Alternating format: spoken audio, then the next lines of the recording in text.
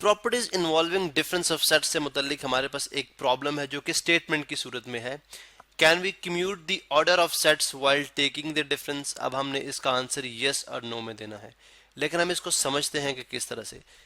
वो ये बात कर रहा है कि अगर हमारे पास दो सेट्स हों, जैसा कि एक सेट है ए, ठीक है, जिसके एलिमेंट्स हैं 1 2 3 4 1 2 3 4 5 6, और एक सेट है बी जिसके एलिमेंट्स हैं 4 6 8 10। अब क्वेश्चन ये है कि कम्यूट करने का मतलब है कि अगर आप ए डिफरेंस बी करें और फिर आप बी डिफरेंस ए करें तो क्या ये बराबर होगा।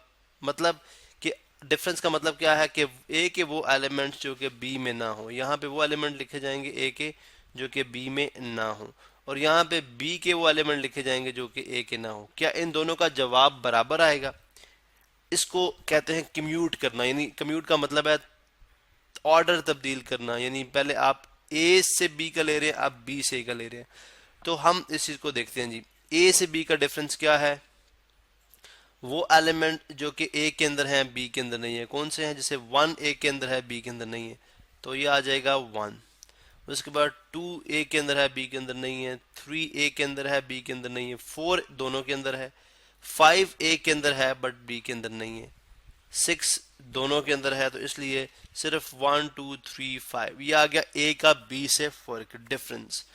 जबकि बी का ए से फर्क, यानी मैं यहाँ पे लाइन लगा देता हूँ सेपरेशन के लिए, वो एलिमेंट जो कि बी के अंदर हों बट ए के अंदर ना हो।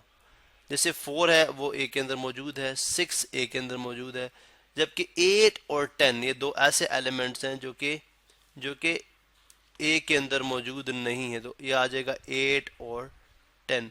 तो यहाँ पे हमने देख लिया कि जो ए का फ़र्क बी से है या बी का फ़र्क ए से है, उनके एलिमेंट्स आपस में बराबर नहीं है, ये दो इक्वल सेट्स नहीं है। इसका मतलब क्या हुआ कि ए डिफरेंस बी जो है वो बराबर नहीं होता बी डिफरेंस ए के सेट्स के अंदर। इसलिए हम बात कर सकते हैं कि यानी इस क्वेश्चन का आंसर हम क्या देंगे, can we commute the order of sets while taking the difference. तो इसका आंसर होगा नो, हम कम्यूट नहीं कर सकते। अगर कम्यूट करेंगे तो जवाब एक जैसा नहीं आएगा।